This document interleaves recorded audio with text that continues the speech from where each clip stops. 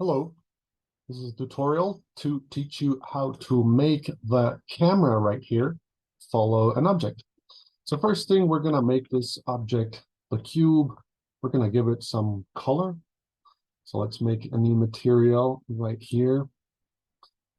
Let's make it blue. There we go. Let's go into material view. Go to edit mode, select everything, assign. There we go. We have a blue cube. We go into number 7. We go into an orthographic view, and we're going to create a few other objects right here. A UV sphere. We're going to put it here. We're going to make it a little bit bigger. We're going to make a cylinder too, just like that. We're going to make anything, a cone. I'm going to make it a little bit bigger right there. We're going to put it here. And now we are going to make a torus. And we're going to put it here. We're going to make it a little bit bigger. And we're just going to go Shift-D, make several toruses all over the place. Now the cube is the object that we want to follow. So we're going to make a little bit bigger. Control-A to apply scale. And now we're going to make a little path for the camera to run on that path. So we're going to make a plane. Place it right here. We're going to edit mode. I select one vertex. Control-I to make the opposite selection, invert the selection. We're going to choose the vertices to delete. We're going to delete them. And now we have just one vertex right there. And we're going to make a very crazy path for the camera to follow. We're going to go all over on an orthographic view from up down on our Z axis. In other words, number 7, you press number 7 on your keyboard, on your number pad, and you're going to get this orthographic view from up down. I'm just making a random path for the camera to follow. This is a vertex that I am extruding randomly.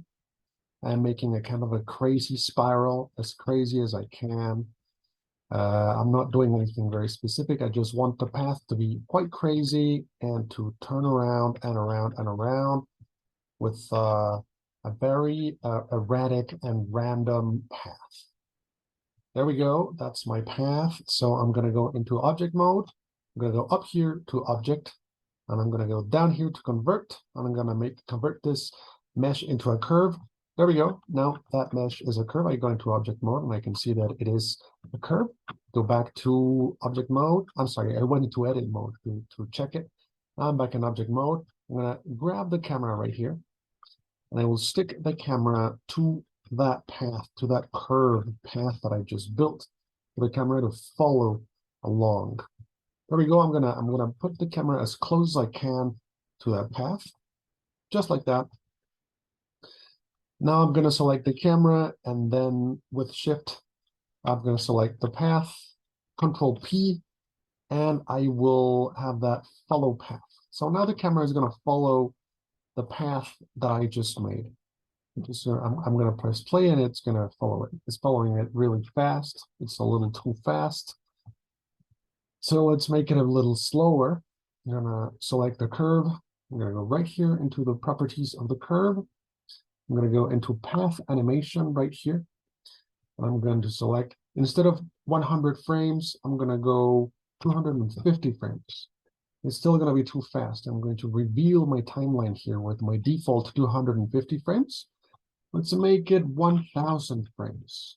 There we go. So it's just going to go at the speed of 1000 frames for following the path, but it's not going to do it for 1000 frames because I'm not going to stretch the timeline for 250 to 1000. I'm just going to leave it like that. It's just a matter of speed. So I'm going to press play, look at it from above, and the camera is still going pretty fast, but it's a better speed.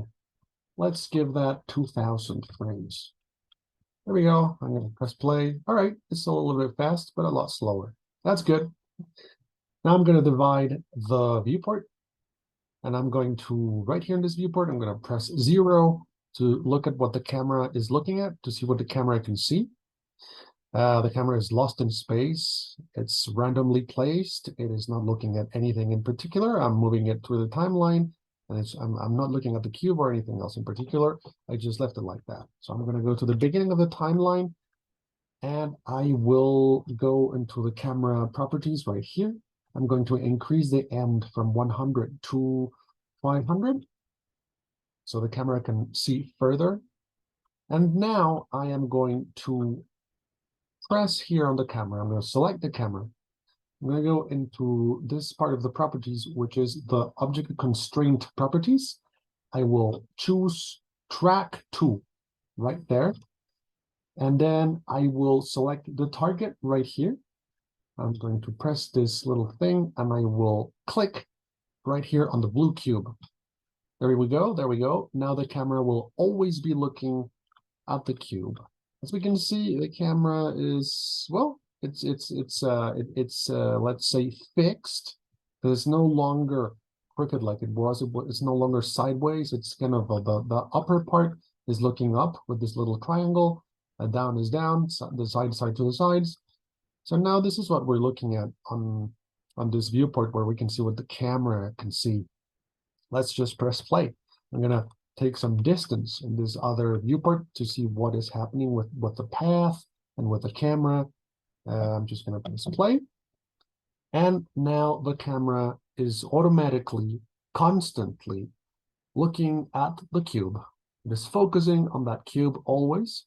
Not as in focusing like focal, as like a camera can focus. That can be done too. But it's always looking towards the blue cube.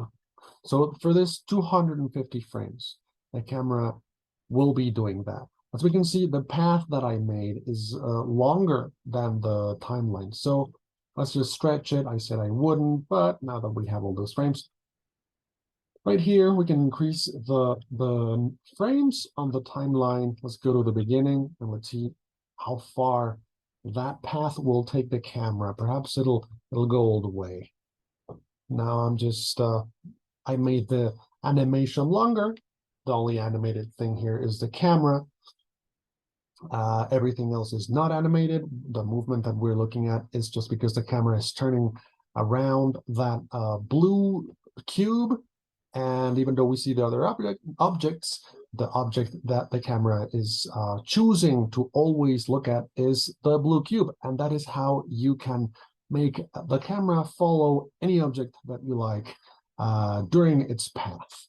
And I made a path with a curve right there. Otherwise, you would have to keyframe the camera to constantly look somewhere and go keyframe by keyframe if that is what you choose to do without the path and without making the camera constantly look at an object with the object constraint here with the track 2 object constraint device. Thank you very much for watching.